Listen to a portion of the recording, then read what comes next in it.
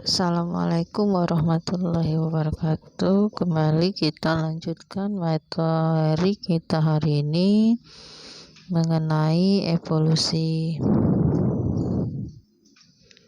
Teori evolusi. Adapun kompetisi dasarnya yang kita bahas diantaranya adalah menjelaskan prinsip, teori, dan mekanisme evolusi. Kemudian mengkomunikasikan hasil studi evolusi dan mendeskripsikan kecenderungan baru tentang teori evolusi.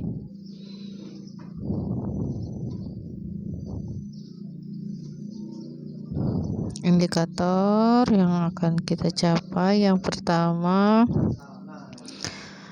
paling tidak kita akan memahami pengertian evolusi. Kemudian yang kedua, menjelaskan teori evolusi menurut pandangan beberapa ahli. Yang ketiga, menjelaskan bukti-bukti evolusi. Yang keempat, menjelaskan frekuensi gen di dalam populasi. Yang kelima, menjelaskan proses terbentuknya spesies baru. 6. Menjelaskan tentang evolusi kuda dan genus Homo. 7. Mendiskusikan kecenderungan baru teori evolusi.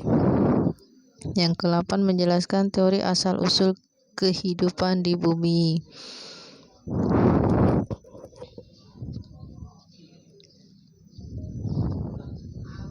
Pengertian evolusi. Kemudian teori evolusi menurut pandangan beberapa ahli, bukti evolusi, frekuensi gen di dalam populasi, terbentuknya spesies baru, dan pandangan baru tentang evolusi. Teori asal-usul kehidupan.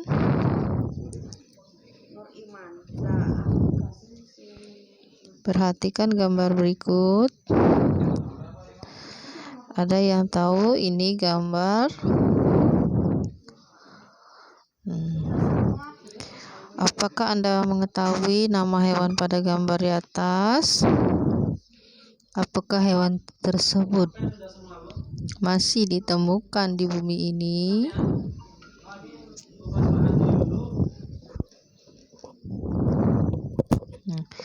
Gambar tersebut adalah dinosaurus. Dinosaurus sudah tidak bisa kita temukan lagi di dunia ini.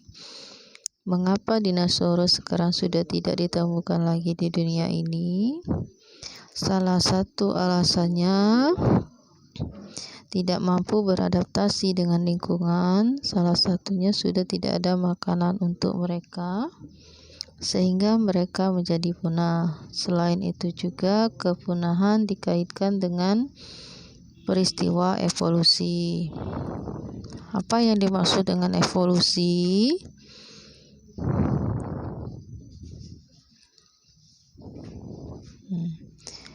Evolusi berasal dari kata evol, artinya membentang. Kemudian jadi evolusi adalah suatu proses kompleks pewarisan sifat organisme yang berubah dari generasi ke generasi dalam waktu yang sangat lama.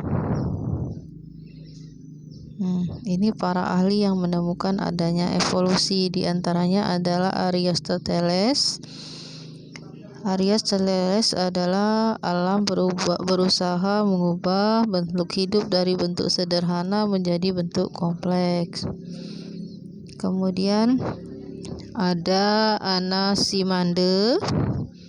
Anaximander ini menyatakan makhluk hidup berasal dari lumpur, terjadi karena adanya pengaruh matahari, sehingga dari lumpur akan terbentuk makhluk hidup yang sederhana yang kemudian berkembang menjadi makhluk hidup yang lebih tinggi tingkatannya.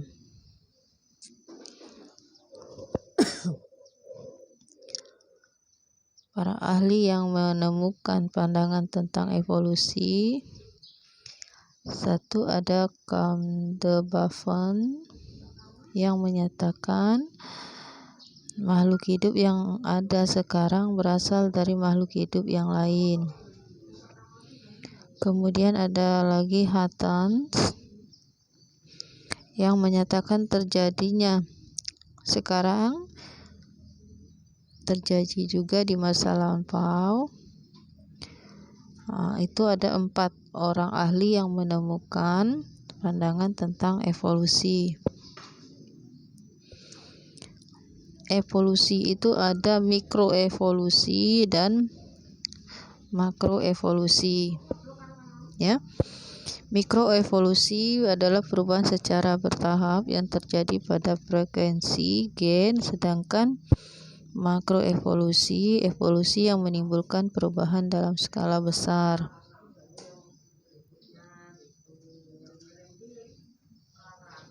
Nah, dari teori evolusi, menurut pandang beberapa ahli, J. B. Lamarck adalah dia menyatakan bahwa makhluk hidup sederhana merupakan nenek moyang yang dari makhluk hidup yang lebih sempurna. 2. Makhluk hidup akan selalu beradaptasi dengan menggunakan organ tubuhnya. 3. Organ tubuh yang sering digunakan akan berkembang terus, sedangkan organ tubuh yang tidak digunakan akan menghilang. 4. Perubahan organ tubuh dari suatu organisme akan diwariskan pada keturunannya. Kemudian ada Charles Darwin. Charles Darwin menemukan beberapa pokok pikiran yang mendasari teori evolusi Darwin. 1. Tidak ada 2 individu yang sama persis dalam satu spesies. 2. Setiap populasi cenderung bertambah banyak karena mempunyai kecenderungan berkembang biak. 3. Untuk berkembang biak diperlukan makanan dan ruang yang cukup. 4.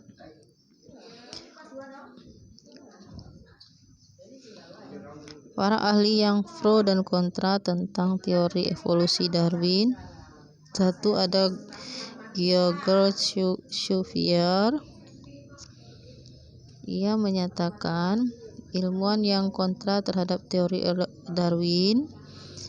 Ia mengajukan teori katastrofisme bahwa makhluk hidup hadir sesaat dan lenyap oleh malapetaka, kemudian tercipta lagi makhluk hidup yang lain. Yang kedua, ada ilmuwan yang pro terhadap teori evolusi Darwin adalah August Weismann. Dia berpendapat bahwa perubahan sel tubuh karena pengaruh lingkungan tidak akan diwariskan ke generasi berikutnya. 2. Evolusi merupakan masalah pewarisan gen melalui sel kelamin. Kemudian evolusi merupakan gejala seleksi alam terhadap faktor genetika. Sekarang bukti-bukti apa adanya evolusi? Di antaranya 1. Adanya peninggalan fosil. 2. Adanya homologi organ tubuh makhluk hidup. 3. Adanya embriologi perbandingan. 4. Adanya variasi individu dalam satu keturunan. 5. Perbandingan fisiologi. 6. Petunjuk secara biokimia. Dan 7. Adanya alat-alat tubuh yang tersisa. Sekarang fosil. Fosil berasal dari kata fossilis, menggali, atau sisa-sisa binatang dan tumbuhan yang telah mati. Sejarah evolusi. Ada zaman geologi, ada peninggalan Eosinphus, ya, yang Eosin ke bawah atau 15 juta tahun yang lalu. kemudian ada lagi Mesohippius, ya, Oligosin dan Miosin, Pilosin dan Pleistosin, ya. Nah, itu pada kaki depan dan kaki belakang itu mengalami perubahan. Terus sekedar informasi tentang sejarah evolusi kuda, ya. Sekarang homologi. Homologi itu adalah organ yang punya bentuk asal yang sama, kemudian struktur berubah sehingga fungsinya pun menjadi berbeda. Contoh kaki depan anjing dengan sayap burung, itu contoh. Kemudian analogi. Analogi adalah organ yang punya fungsi yang sama tetapi asal-usul berbeda. Contohnya sayap serangga dengan sayap burung. Alat-alat tubuh yang tersisa ini dicontohkan pada petunjuk adanya evolusi, misalkan adanya tulang ekor, umbai cacing, dan gigi taring yang runcing. Kemudian frekuensi gen. Frekuensi gen adalah perbandingan antara suatu gen dengan gen yang lain di dalam suatu populasi. Dapat mengalami perubahan karena adanya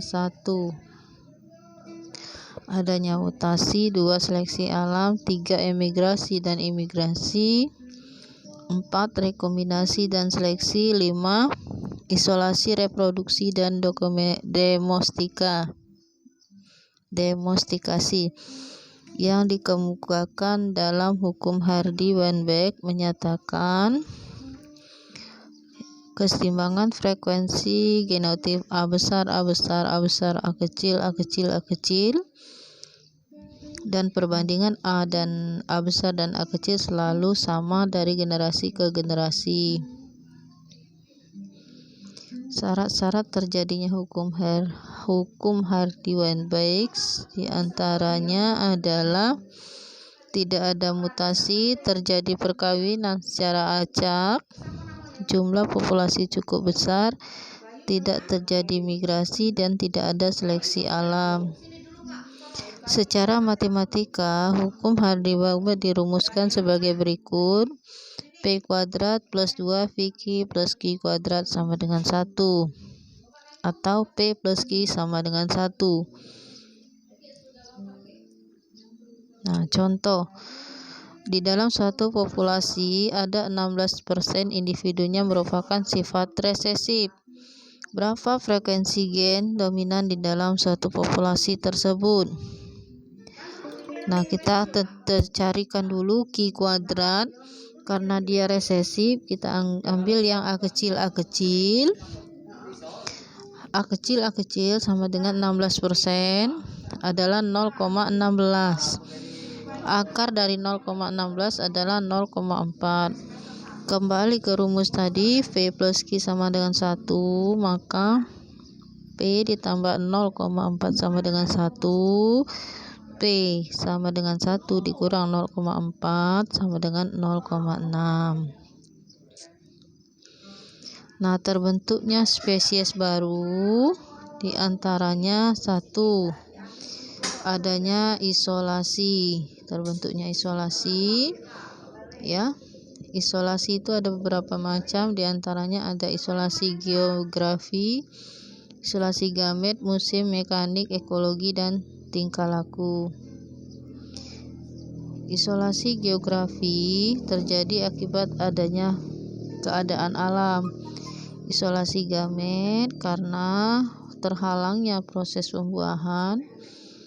Isolasi musim disebabkan karena masa kawin, kematangan gamet yang berbeda. Kemudian isolasi mekanik terjadi karena perkawinan akibat seluruh struktur kelaminnya berbeda. Kemudian isolasi ekologi yang disebabkan adanya 2 spesies yang berkerabat dekat terhadap geografi yang sama tetapi habitatnya berbeda. Isolasi tingkah laku dapat menghalangi terjadinya pembuahan karena adanya perilaku tertentu atau ritual yang berbeda-beda sebelum terjadi perkawinan, misalkan pertukaran sinyal antara jantan dan betina. Nah, pandangan baru tentang evolusi atau penentang teori evolusi Darwin. Yang pertama, teori penciptaan atau intelligent design yang menyatakan semua makhluk hidup dan alam semesta diciptakan oleh Tuhan secara terencana, bukan dengan ketidaksengajaan. Yang selanjutnya, beberapa fakta yang mendukung teori penciptaan. Ditemukan model DNA oleh Watson dan Crick. Dan yang kedua, hukum pewarisan sifat dari Mendel. Kemudian paleontologi.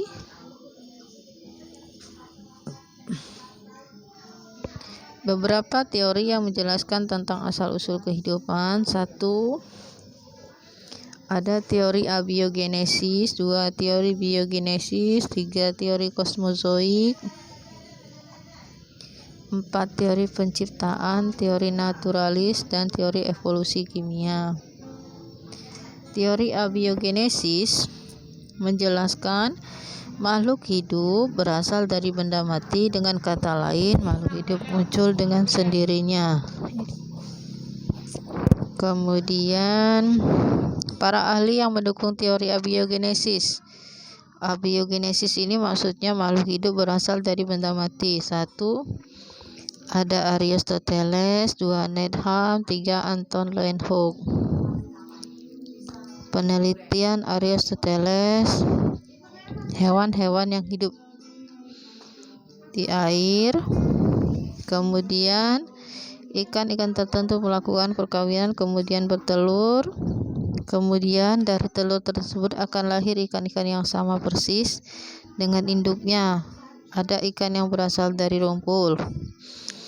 Kemudian penelitian Needham, dari rebusan air kaldu. Kemudian muncul bakteri yang berasal dari air kaldu. Penelitian Anton Leeuwenhoek,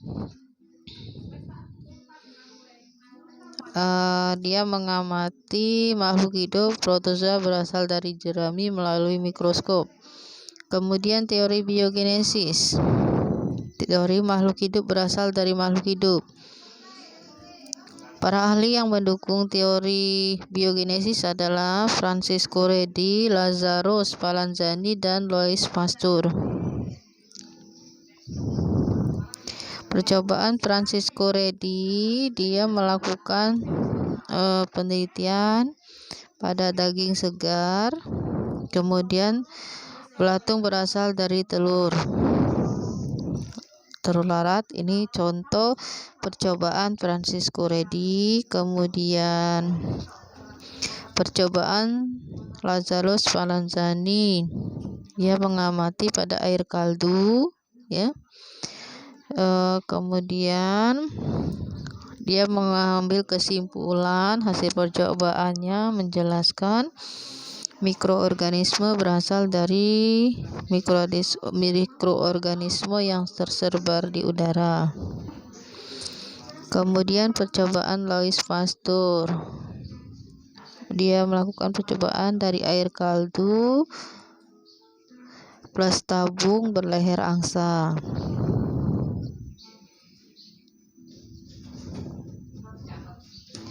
Dan dari percobaan Louis Pasteur muncul kesimpulan bahwa kehidupan itu berasal dari kehidupan sebelumnya.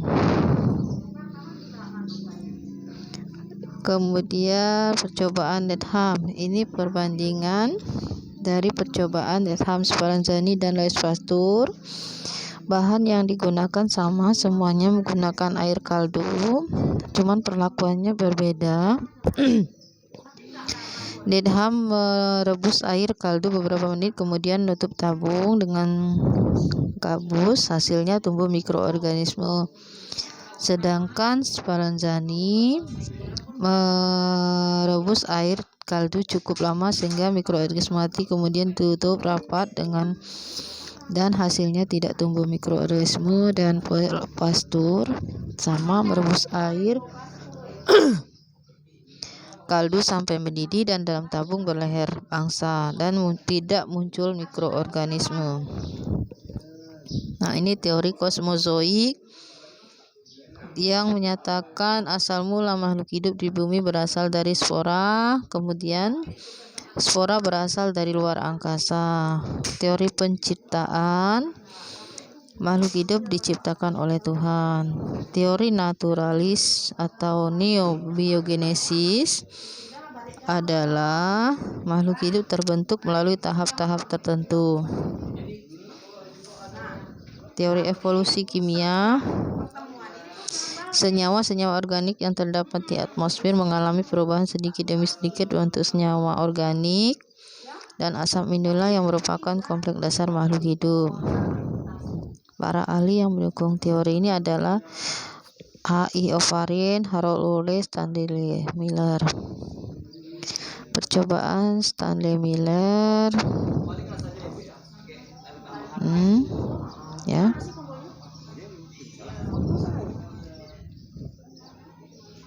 Nah, tugas setelah Anda mempelajari beberapa teori asal-usul kehidupan, menurut pendapat Anda, teori mana yang Anda percaya dan jelaskan alasannya.